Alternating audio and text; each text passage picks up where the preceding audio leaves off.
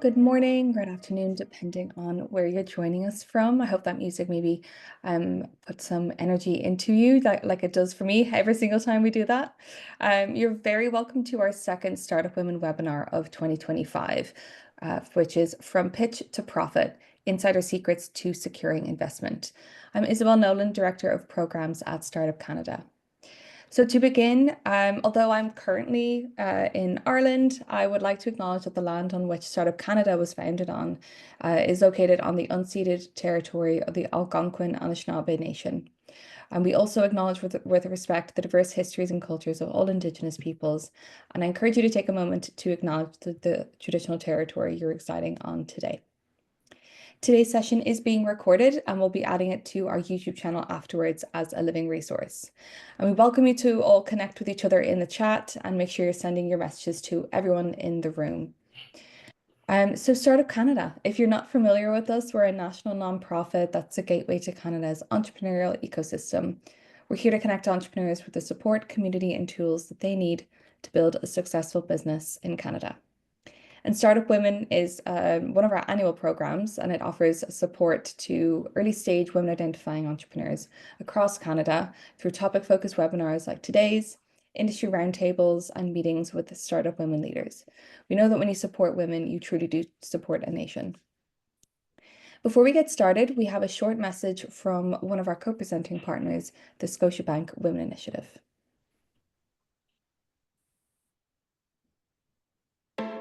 The Scotiabank Women Initiative is dedicated to your success on your terms. I'm shaping our industry's vision for the future. I can expand my business without borrowing from my family. I know I can face anything thanks to my network. I'm ready for my next chapter. I'm inspiring future leaders. I'm making sure my family's future is secure. Define your success, and we'll help you achieve it. With unbiased access to capital and tailored solutions, bespoke specialized education, and holistic advisory services and mentorship. Join our community of women today, the Scotiabank Women Initiative. Thank you so much. And I'd also like to give big thank yous to our other co-presenting partner, UPS, our ecosystem partners, Mastercard, WEOC, and Constant Contact, and our community of ecosystem partners that will add a full list to the Zoom chat for you. So today's conversation will provide a behind the curtains look into what it really takes to securing investment funding. We'll break down the investment process, what investors are looking for, and how to make a truly compelling pitch. We've prepared some questions for our panelists. However, if you have a question yourself, you can write it in the Q&A box at the bottom of the function bar on your screen, and we'll do our best to answer it live for you. So without further ado, who do we have here to take us through all the various different aspects of investment readiness and pitching and securing the bag? I'm very honored to introduce to you Julia Elvidge, who is the co-founder and chair of SheBoot, and Natasha Kostenuk, founder and CEO of Ayrton Energy. Very excited to have you both here. Thank you so much for joining us today. We were just I was just asking before we went live, Natasha, what her raise has been so far, and very astonishing, 8 million plus USD in dilutive funding, and around 5.5 million Canadian in non-dilutive. So I think there's a huge amount that Natasha can provide in advice on the entrepreneur side. And Julia, of course, being an absolute wealth of knowledge coming from SheBoot. So welcome both. Natasha, I'd love if you can maybe start us off and tell us a little bit about your business and how your journey led you to Julia and SheBoot as a whole. Yeah, for sure. So as mentioned, we're based in Calgary, Alberta, and I'm the founder and CEO. Ayrton Energy is developing hydrogen storage technology. At a high level, hydrogen is very hard to store and manage because it requires very high pressures or very cold temperatures. And these require special complex logistics and special infrastructure that costs a lot of money and overall is very a complex process and very expensive. And so what we've developed is a liquid organic hydrogen carrier, LOHC, which takes hydrogen gas and chemically binds it to a carrier oil so that it's a room temperature, room pressure liquid that can reuse existing liquid fuel infrastructure, tanks, trucks, pipelines, and rail cars to be able to move and store hydrogen at a lower cost in a much safer way than conventional hydrogen. So that's in a nutshell what we're doing to kind of solve hydrogen storage. And we, as a quick blurb about us on our journey, so we met Julia and the SheBoot team very early in our journey. I'm trying to remember, we started our company in December of 2021. And I think SheBoot was one of the very first programs that we kind of applied to and met with. And they were a real catalyst for us because I'm a first-time founder and didn't really know much about raising with investors. And their program, laid out the basics for us, gave us that support, and kind of, I'm an engineer and I kind of like having a roadmap, and they kind of gave us a lot of those tools in the roadmap of what to do, even though every person's journey is very different. Just having a kind of a toolbox of tools was what we needed to kind of get started. Fantastic. Thank you so much, Natasha. And yeah, really great to have that sort of step-by-step process of what you can expect and better prepare you for going down this funding route. And Julia, welcome. I'd love to hear a little bit about your journey as an investor and the impact that SheBoot is having on the landscape as well for women-led tech businesses in Canada. Sure. Let me go back a little bit and just sort of, my journey comes out of tech. So I'm a tech founder myself. Helped co-found a company called ChipWorks, which was a startup that grew for 23 years until we exited in 2016. I'm an engineer by background myself, so I have an affinity for other women engineers. Love to see the success and also kind of have a good understanding of their challenges to date as well, because there still are challenges being a woman engineer. But after I exited in 2016, I kind of wandered for a little bit, wondering what to do next, and started working with some entrepreneurs through Invest Ottawa, first of all, and enjoyed the conversation, enjoyed helping them, not really knowing how I was going to help them at first, because you don't really know what's in there, right? You lost track of all that business knowledge, and it was fun. I enjoyed doing it.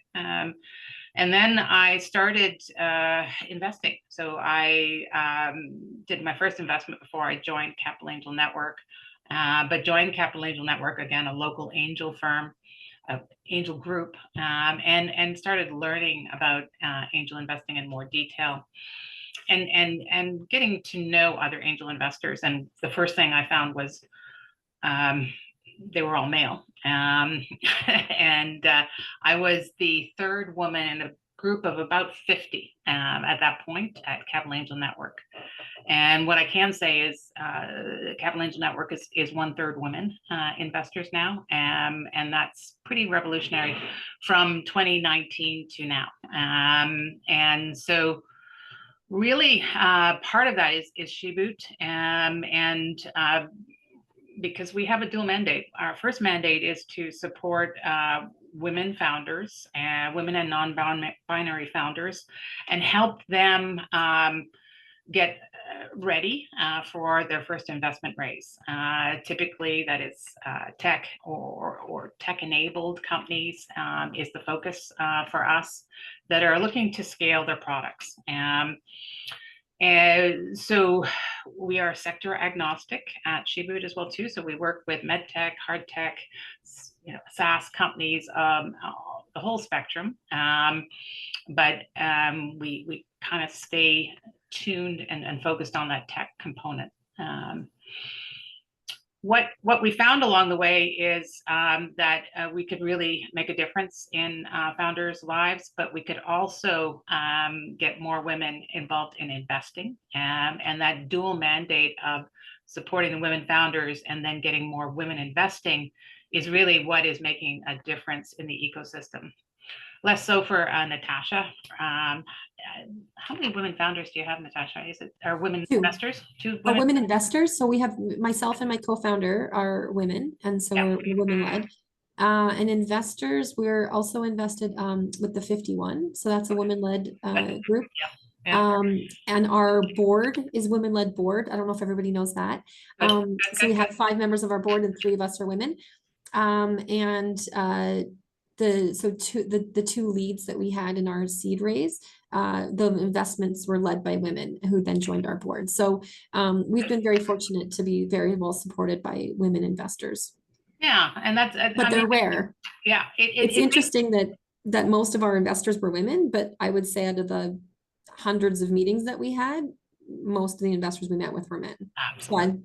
So like that's a bit of a weird stat that in the end we were very well supported by women, but we had to do the journey with most. Don't have to get across that barrier, hopefully that's changing. But the majority of women investors are angels, and they're small check sizes to date, and the number of VCs that have women partners, general partners, is very small. It's like 17% right now. So it is still a very male-dominated world, and but there's a lot of push right now to get more women as VCs, and also to get more women angels, and that's who we are. And I like what tremendous growth of, you know, up to a third now of that angel group in just a few years, and for you to be able to be a part of that that change as well. That's phenomenal. Well, and that's fantastic to see. But if I may, can I run through our stats? Because I love our stats too, because we put 65 women-led companies through the program to date over a 5-year period. So unfortunately, we only do it once a year. And those to date, we've had 52 women investors involved in SheBoot, and helping to put together the $300,000 worth of prize money each year. And the first year, I wasn't sure how to find my 5th investor, and now we have 52 women investors that have been involved with check sizes of $10,000, giving $1.3 million of investment directly to women founders, but also those founders have gone on to raise $40 million in funds post SheBoot, and that to me is the biggest, most important stat, and Natasha is part of that. Excellent. No, thank you so much for bringing us through. And I love that you're helping, you're supporting change on both ends, really. You know, it's not just it's coming from the top down or coming all the way up. Like, you're really tackling it from both ends and driving that change. Well, and the ecosystem itself, because Natasha mentioned the 51, is actually really meshed. It's getting more and more meshed, and we truly believe from the women founder ecosystem that we need to help each other to really make a difference. So I'm a limited partner with the 51, and a number of the SheBoot investors are limited partners with the 51. But Shelley Coopers is a investor in SheBoot, so we're trying to reciprocate as much as possible. And I was talking with Deborah Rosati, who has started a Women Funding Women just a year ago. And again, it's another way to just present women to a new group of potential investors as well. Yeah, brilliant. Love that. Thank you. So before we kind of go into the early stages of discussing or rather discussing, you know, doing your pitch and meeting with an investor and all of that, for entrepreneurs that are thinking about starting out on this journey, or they are just starting out, what's a typical timeline of that a startup should expect from initial pitch to closing of the deal? I know it's not going to be the same every time, but is there an average timeline that they can expect to be looking towards? I'm going to give averages, and Natasha's going to give real life. How's that sound? Right now, and I'm going to just do right now because it's a better, it's been easier in the past, but right now, for first external raise, you're starting at 6 months, and that could be much longer, right? So I know people that have been doing it for a year on their first angel investment raise. So I'm just using a parameters of, let's say, somewhere around 500 to 750 as the raise value. But I would say 6 months from really getting out there and pitching the first time to actually getting funds in the door would be typical. Natasha? Yeah, so I'll talk about the 2 raises I've done. So like I'm not that experienced, but I've done it twice now. The first raise that we did, we kind of started really in pitching to investors in around October of 2022. We had a signed term sheet in January of 2023. And then we closed in March of 2023. So that was relatively fast, about 6 months. Mm-hmm. And also we're going to give the timeline of like the term sheet to the close, because I think a lot of people misunderstand how long that takes. So even that was incredibly fast, of about 8 weeks, getting from signed term sheet to about 2.5, maybe 10 weeks from signed term sheet to close. And then last year, when we did our raise in August, we actually opened our data room in September of 2023. Got a signed term sheet in March of 2024 and closed in August of 2024. So it took us a full year from first like really going to market to closing. And it took almost 6 months to go from signed term sheet to close as well. So it's a process for sure. And so that lead is key, right? The key was lead. We almost, when we do our fundraising, we focus on leads. Like obviously we talk to people who follow, and you need to kind of keep them warm, because once you get the lead, then you got to go and turn all the potential follow investors into following and get them to come in. But you have to really focus on a lead. You have to, if you don't have a lead investor on your raise, people don't generally, there's too many most investors like to follow in general. And both times was your lead a VC in that case, or?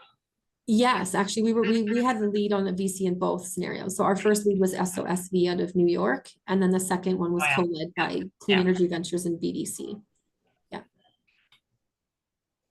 And Natasha, was that like focusing on having a lead, for example, is that something that you were fully aware of before you went into this, or is that something that you learned through the process? Through the process, and that was one of the things that we learned through the SheBoot program. Like they really helped us get investor ready. Like it was an investor ready program, and it that was just one of the key things that we learned during then that we applied when we were doing our fundraise.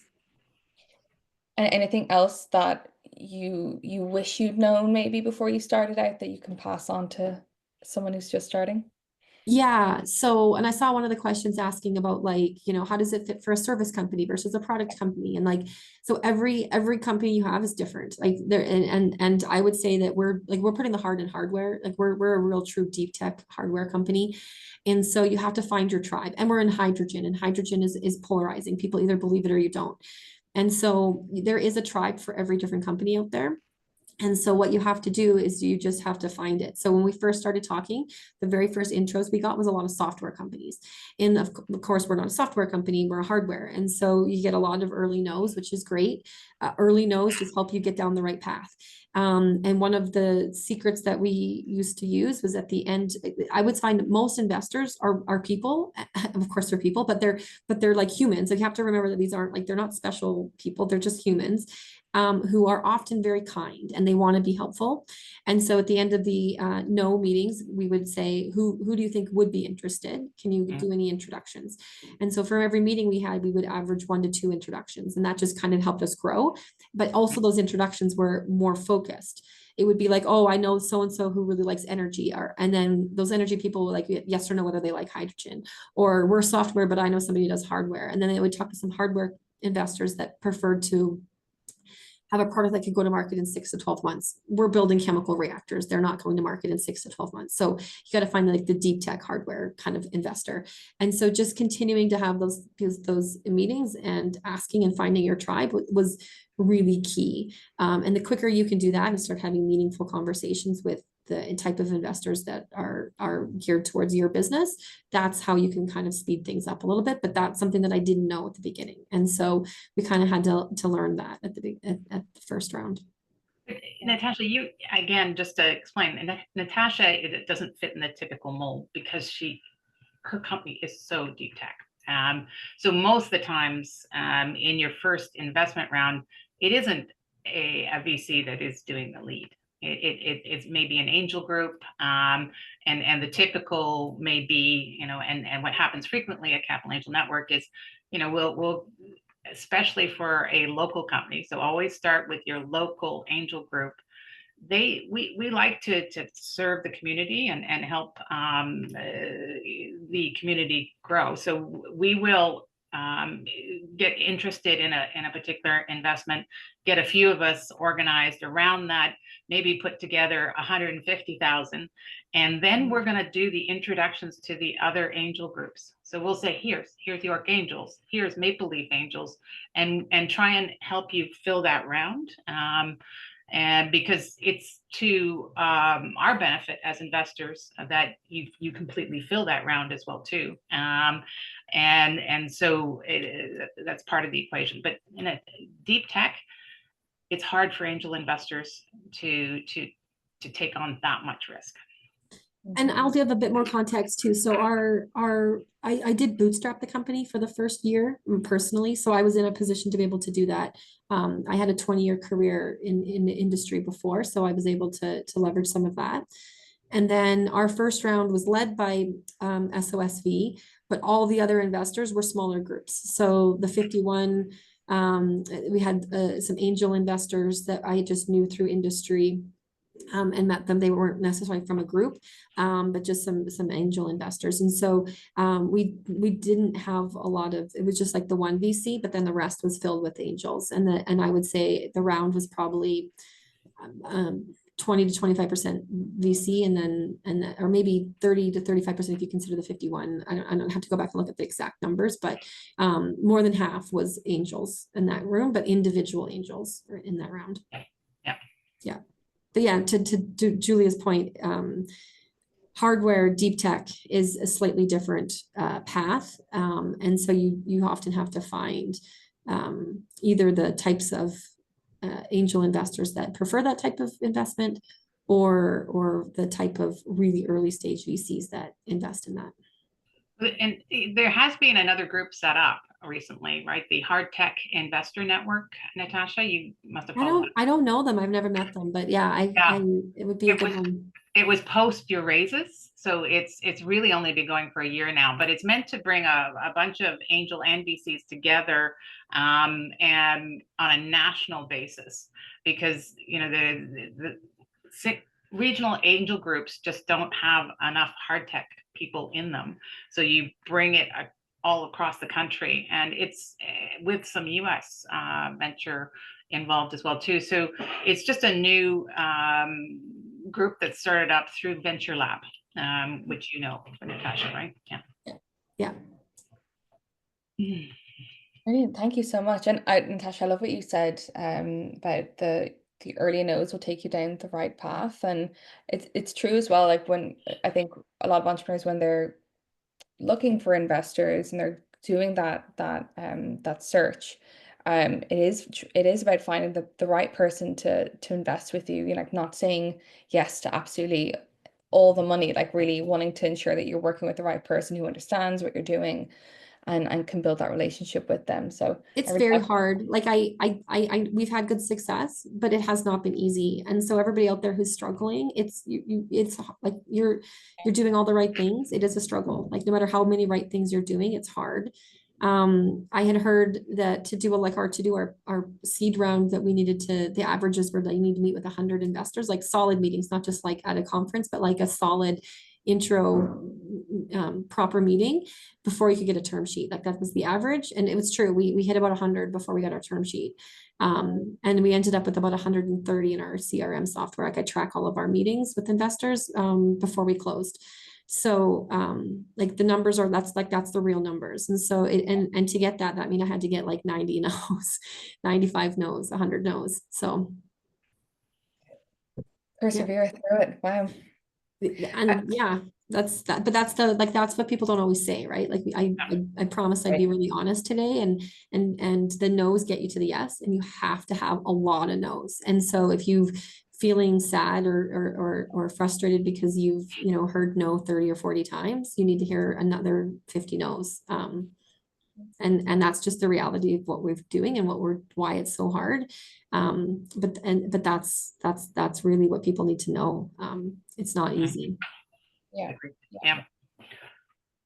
And thank you for the honesty in that. I think, it's best to be prepared as to what you're going into, and understanding that that's normal. That is kind of how it all works. Those types of no's, or the amount of no's. Julia, I'd love to pull on you in terms of, when you are considering investment, or after you've listened to a pitch, what are the sort of like top maybe 2 to 3 pieces of criteria that you're listening out for when evaluating these potential investments? I'm gonna try and answer a couple of questions that came up as well too. So one is on products versus services. So the founder, the team are extremely important, especially at the early stages. You're looking for founders that are resilient. Like Natasha said, it's not easy. But they're also passionate, and they have a great story. So that story is a theme that'll come up a few times, and telling your story in your pitch is important as well too. And making it, because it brings emotion to a very business-like transaction, really. It brings the passion, and links you to investors that share that passion. I heard the other day, for example, from another investor. He says, I only invest in impact companies now. I said, and if I truly want to give my money to somebody that is changing the world at the same time as they're making money for me and them. Because if I've got 25,000 here and 25,000 there, and this one is just about creating another company, I want to create a company that is changing the climate, that is saving lives, that on top of those dollars and cents. So those are the kind of decisions you make, and that passion for impact is important. I also look for companies that there is a pain there, that they have a customer group, they understand that customer group, and they understand that what their problem is a real pain that needs their medicine, their startup solution to take that pain away. The analogy I hear often is your business a vitamin or a medicine?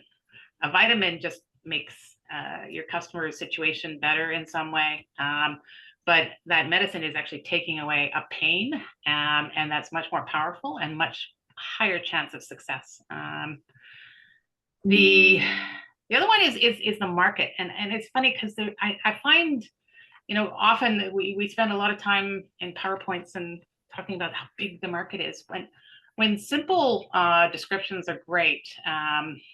So, for example, I was reading something about incontinence product, and I wonder how many, how big is that market? Well, the answer is 1 in 5 people over between 45 and 65 have incontinence issues. I had no idea. I had no way to put that in context. I don't need to know that it's got a TAM of I don't know, 42 billion or something. I necessarily, but at the early stages, I'm interested to see how big a problem this is, and so being able to describe that is important. And then finally, my most other important criteria is this something new, right? Is it there's a lot of apps out there that help you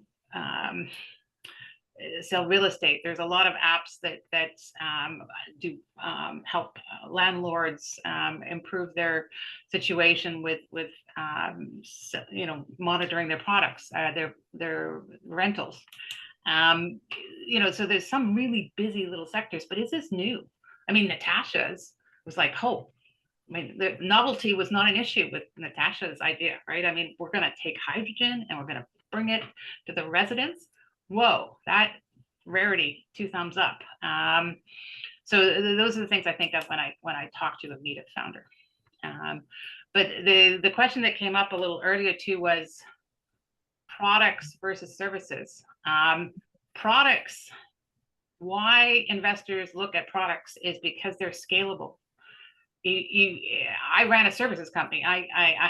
The math is every time I wanted an extra 100K revenue, I pretty well had to hire one more engineer.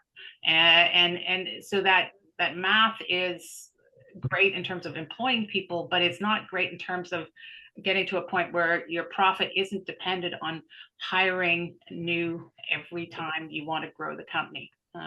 You want to be able to have a really core team, a solid team, and then be able to see those revenues scale, and products can do that for you. And that's why they're more investable. Great. Thank you, Julia, for that point. Yeah. And Natasha, from the, as a funded founder on the flip side of what Julia just spoke about in terms of the criteria, do you feel as though there's investors, and I suppose we're generally speaking, they might have some misunderstandings about the challenges that startups are facing when they're trying to go through this process? Or do you think that there's lost communication on the whole process?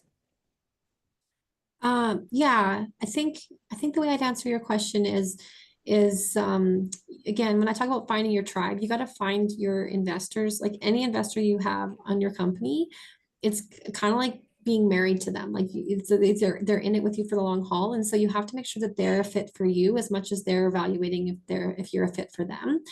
And as much as it sounds hard to be able to, like, you're looking for investors, there's all these no's, you find somebody who's a yes. If they're not the fit for you, you have to say no, because it'll kill your company later. It'll kill your company, or it'll hurt you. Like it'll really hurt you as a person. So the approach that my co-founder and I have taken from the very beginning is to be very, very open and transparent.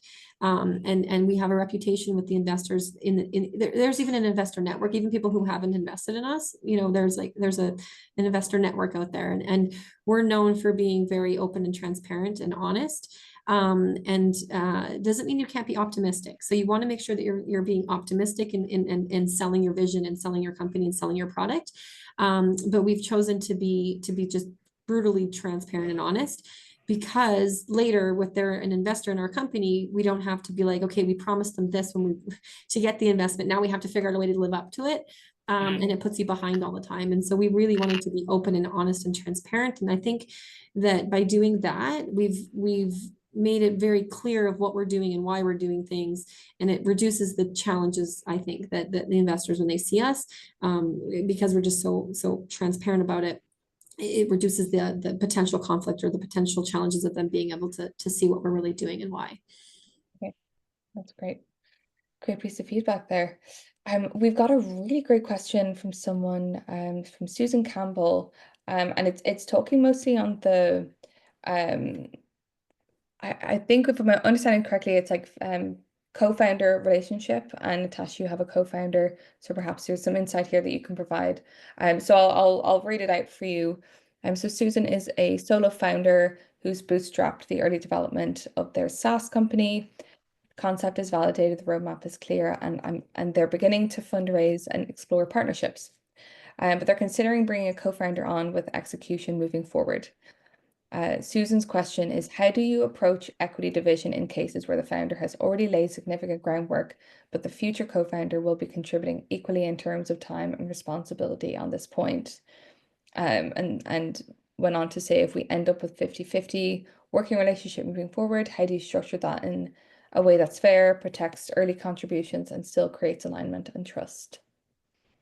Yeah, so again, I believe in radical candor. And so I've before starting Ayrton and after leaving industry, I did work with startups, and I was actually an accelerator, executive in residence in an accelerator. So I've seen and had these kind of conversations with many different startups. And so I'm going to give advice that's not specific to Ayrton, but specific in general.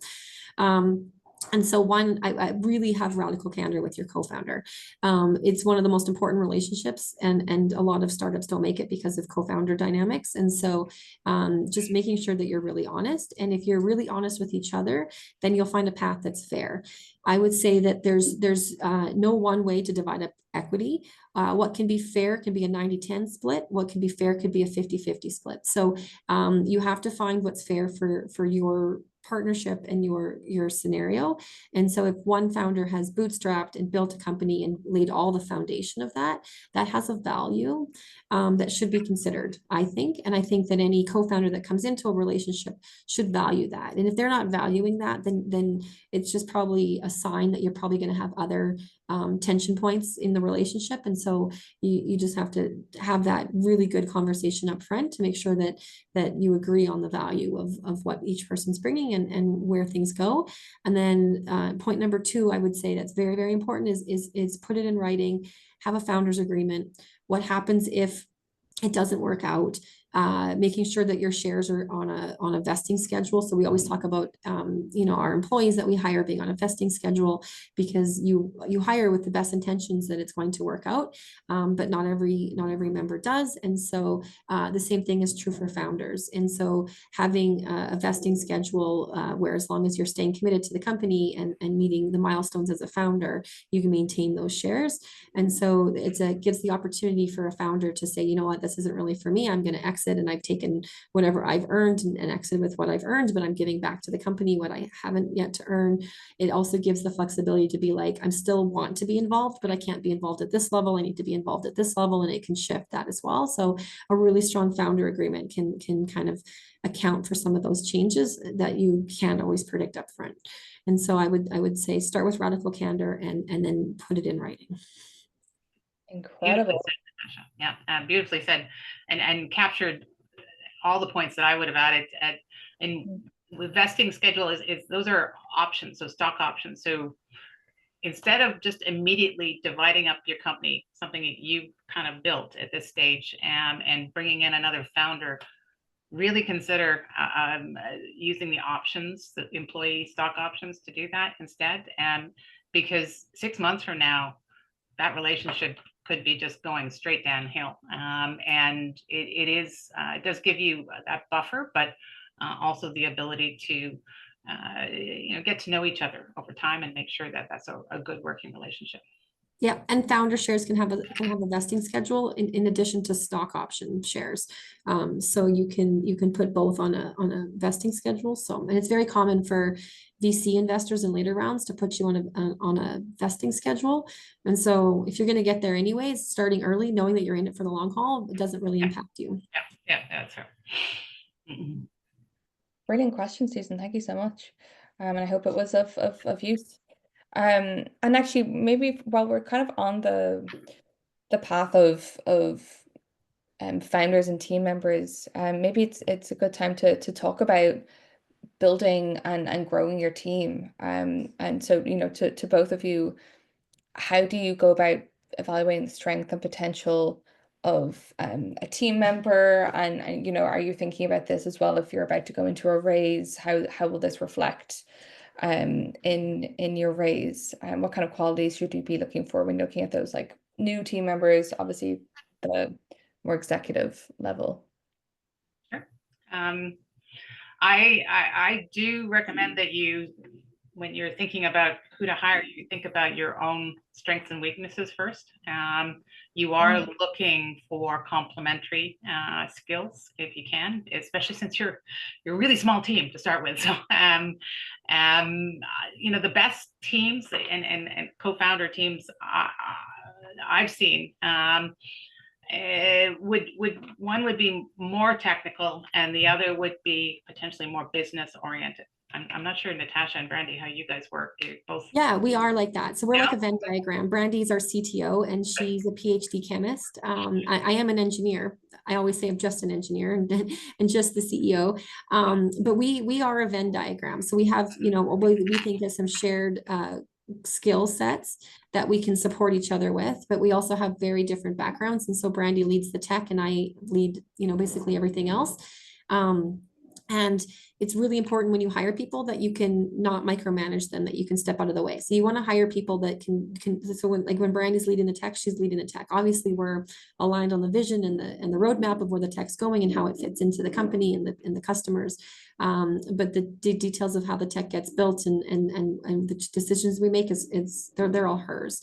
And so we do that with other people on our team too. Like you hire people to fill a role and then you have to trust. That's the only way to really be able to scale and grow faster. And we draw Venn diagrams all the time of our team and say, you know, here's what we think the skill sets are, and here's the gap that we have, and here's the need that we have, and then we try to hire for the gaps. And that's how we've literally grown, is by drawing a lot of Venn diagrams over the last 3 years. I love it. I love it. Fantastic. Great practice. Great, love it. We have a question here from Garza. How do fundraisers and investors deem solo founders? Oh, okay, yeah. So solo founders. There have been some individuals who've been very successful being solo founders, have strategic team of advisors, executors, who push the business forward without having to have co-founders. So is there something else you need to consider if you're a solo founder rather than if you've got 2, maybe 3 co-founders? Well, from an investor standpoint, I always think about what would happen if 6 months from now, and I'll use the analogy, this person got hit by a bus. Because if they did, there's no business left.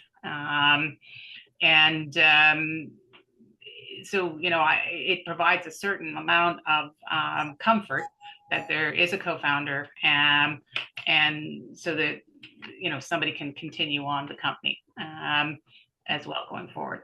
And I think that's probably the biggest thing. Beyond that, I mean, I've seen some great solo founders, absolutely, and with really all the right check marks to take the company to success. But okay, yeah, that's great, thank you. And Laura would love to know where they can find impact investors. So all over, you know, I would say I'd say the world has changed since even 5 years ago, I think. But I would say that if you want impact investors, honestly, I'd start with women. Women, from what I've seen, are really very focused on looking for companies that also have impact. But more and more, I'm seeing a movement towards interest in doubling down. Spring is a great example of, they have a special program that's just for impact investment and women-led founders. I highly recommend that one. I took the program as an investor as well too, because I was interested in what they were doing. So, you know, there's lots of possibilities. Looking around as well too. Oh, Seema's here. Hi, Seema. Yeah. Seema's one of the SheBoot investors, and she's listening in as well too right now. Fantastic. Brilliant. And we've got a question from Bryn, which I feel like Natasha, this might be perfect for you. What questions do you ask investors to make sure they're the right fit for you, or any other signals that you should look out for? I don't know, I use dating analogies a lot, and I've been married for over 20 years, and so maybe I'm not even using them right, but I feel it's a bit of a gut feel. And so I feel like if you're really, again, really, I say it over and over again because I cannot say it enough, you have to be really honest and transparent.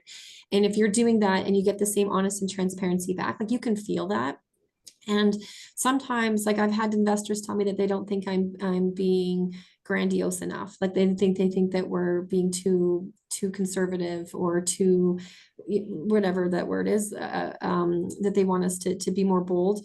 And I'm like, that's not for us then. Like that, if the feedback they're giving you, if the questions they're asking you, don't feel right, then they're not the right investor, because you're putting your best foot forward, they're putting their best foot forward. And if you're already feeling the tension between you in a really uncomfortable way, then it's just going to be even worse when they're on your cap table. So you kind of have to just trust your gut. But again, I would say make it a conversation. Like, I think that's probably the best way to get to know anybody and to understand is ask them questions too, ask them what they've seen, ask them for feedback. Like, I've just told you what our target markets are. Do you think we're hitting the right target markets? And so just ask them questions back and get the conversation going, and you'll be able to know if it's a good conversation or if it doesn't feel very right. That's usually my gut reaction. Fantastic answer. Thank you. All right. Yeah, we've got some really great questions coming in. So I might focus on attendee questions to Julia and Natasha, if that's okay, rather than following a few of the ones we had prepared. Let me see. I had one person ask, Aria is asking, how beneficial are accelerator programs and at what stage would you say looking into, sorry, my cat is attacking me. What stage would you say looking into those programs are most beneficial? Pre-seed, seed, Julia? Start with saying that there's a lot of great programs, and I love. I would look at your regional centers for startup, from an idea to maybe a prototype. They're all across Ontario. I know better. I'm sorry, I don't know BC and elsewhere as much, but they're great accelerators, and that will help you get started. And really, I think one of the things I love the most with my work with Invest Ottawa is the customer discovery, and really spending the time going through that process to make sure you do understand the customer that you're building a product for. It saves you a lot of money in the long run. When you go further along, you end up in other programs like CDL, and can you do it, Natasha? CDL is, I haven't done it long. Oh, Creative Destruction Labs. Creative Destruction Labs. Yes. They're a hard group, and they're going to be hard on you. They might even make you cry, because they're that kind of group. I would say 20% of the founders I know who that program have cried. Men and women. And I would say more men than women, obviously, because there's more men-led companies. So they're a hard group. My advice on accelerators is there's way more out there than you should do. Be very picky. They all take time from you, and you need to put time in your business. And so you have to balance between what you get from the accelerator and pitch competitions are in the same category. I know tons of companies that look like they're doing really, really well because they're bouncing from accelerator to accelerator. The announcements are like, we got into this accelerator, we won this pitch program, but their business isn't growing. And so at a certain point, you have to really find that right balance. And we've done some great accelerators, obviously SheBoot, Mars, Women in Clean Tech was one that was really beneficial to us. And we've done a handful of other ones. But you get scouted, and it's their job. Like, there's somebody out there whose job it is to fill the funnel of applications or to fill the program, because they're getting government funding to run an accelerator oftentimes. And so some of them don't care if they help you or not. They're just doing their job to fill an accelerator. And so I give advice to be very picky. And you'll get all these emails, and they'll make you sound like, oh, we headhunted you out of all the companies we've scouted, you're the best fit for our accelerator. Maybe not. Like, dig in, really ask what they get references if you can, because they all take time away from your business. And so you want to make sure that when you take time away from your business, that it's building your skill set or building something for your company that is worth every second that you're not on your business. Take the time to reach out to the alumni of that. They are the best in terms of giving you a good feel. And so if you do that, you'll steer right along the way. Can I answer a question from earlier though? please. and because it asked about men and women co-founders. Yeah, it said women 100%, but what if your company is 2 team members and the only tech team is a man? And that's fine. I mean, that is, I mean, I know of a fair number of companies that have a woman and a man as the 2 co-founders of the company. I mean, I just love the diversity too. We don't all have to be just all women companies here either.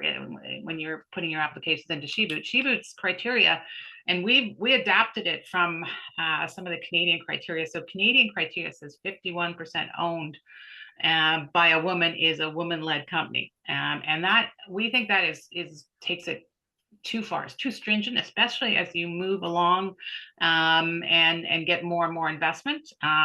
That's taking Canadian government support away from critical companies that are founded by women, because you get diluted along the way. So you might start at some point with 50% ownership, and that gradually gets reduced to 30%. So we define women-led at SheBoot as 30% women-owned on the cap table. So and that they are C-level, so they're decision makers in the longer-term vision of the company, and we say CEO, COO, or CTO as the preferred roles that those women are playing to be considered a women-led company by SheBoot.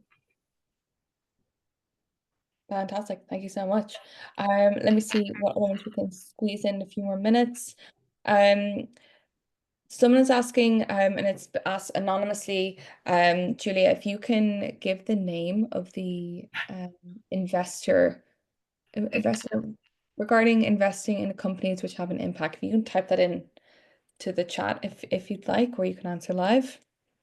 I prefer not to name one investor. There's lots out there, and you know, I appreciate the ask, and I'm you know, entrepreneurs need to ask those kind of questions, be persistent, but I'm sorry, I'm not prepared to answer that question. Absolutely fine, no worries.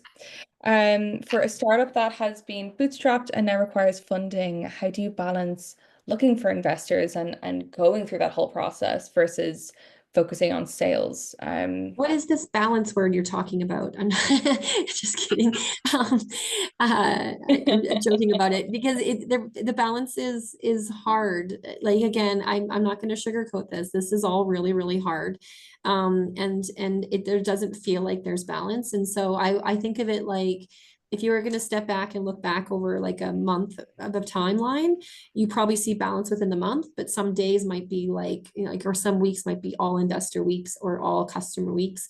But it is very hard, because you need to show customer traction to get investors, and you need investor money to be able to build the product, to be able to sell it. Like it's all a chicken and egg problem, and it's all very hard. So and there's not one way to do it, and you have to just push through. So I don't have a magic solution for that. I wish I did. All I know is that it's hard, and you gotta just keep pushing on all fronts. Keep every spinning plate going as much as you can, and it's not easy. I also saw one quick question here talking about finding co-founders. I actually met my co-founder. I hired her as a consultant, kind of in the early days, and so and we ended up meeting each other that way. So just hire out the help. You know, like don't think about trying to find a co-founder. Just think about trying to find the resources that you need, whether that be a mentor, whether that be a consultant or an employee, because one of those will turn into the co-founder. Like, I think if you hunt for a co-founder, it's probably the wrong angle. I think you should just hunt for resources and of what you need to help build your team. And then it'll organically, somebody might just become I might become employee number one, or they might become that co-founder. So I think let it go organically. One of the things we've tried at Invest Ottawa, because we asked this question a lot, was we actually do a night where it's like dating, where you have 3 minutes with each potential co-founder, and you go around and meet a whole bunch of different people. It's techies on one side, business on the other, and it sells out really quickly, because people kind of love it. I don't know if I could say that we have results yet, but it does spur on the conversation. It takes time. Like, so Brandy and I, from when we first started working together, as she is a consultant, until when we actually became, like, say, co-founders, was probably 9 months or maybe a year. Like, it wasn't quick. So it doesn't have to be. Yeah. Don't marry the first person after the 5-minute speed date. No, I agree with that too. Yeah, but that's a great place to meet somebody, right? Yeah. And to meet and then continue to have meetings. But I would consider it like a first date, and then spend the time to get to know people. It's also a good way to find out what you don't want in a co-founder too, right? Absolutely. Yeah. Better to just establish some sort of a work relationship before there's so much at stake. So yeah, I think that's a great way of doing it. I mean, these businesses are not quick, right? Like, you don't start a business. It's very rare. Like the people, it's maybe in the movies or whatever, where you find a software company, build an MVP in 2 weeks, 2 weekends or something like that. And then get customers, and then you flip it 18 months later. Like, most of the businesses you're going to be in for 5 to 10 years. And so if it takes you, a year to 2 to really find your team, including your co-founder, like, that's okay. Fantastic. Listen, we are just about out of time. This has been an incredible conversation. Thank you so much, Julia and Natasha. These hours always fly so quickly, and I'm sure there's a lot of people here that are wanting to get to more. We didn't even get to all the questions that we had planned, but incredible questions from our attendees as well. And it's always wonderful for us to be able to answer the questions that you came here to hoping that would get answered. So thank you to all of our attendees as well for showing up and giving us your attention for an hour. Natasha and Julia, again, thank you so much for giving us your time today, and for being so open and candid and candor. As you were saying, Natasha, it's really great for this sort of information to be available for entrepreneurs that are looking to start out. Maybe they're in the middle of their first raise, and hopefully this has added some value and clarity, I guess, for them to have a successful raise. I'll give one more thank you to our partners, Scotiabank Women Initiative and UPS, program partners, Mastercard, WEOC and Constant Contact, and our community partners as well. We will be doing another webinar, which will be September 10th, which is Master Your Money Financial Foundations. We'll share a registration link in the chat. But thank you both so much for your time today. And for all of our attendees, we hope we will see you at our next session. Thank you. Thanks Nice seeing you, Julia. Yeah. Okay. Bye-bye. Bye-bye. Thank you. Bye.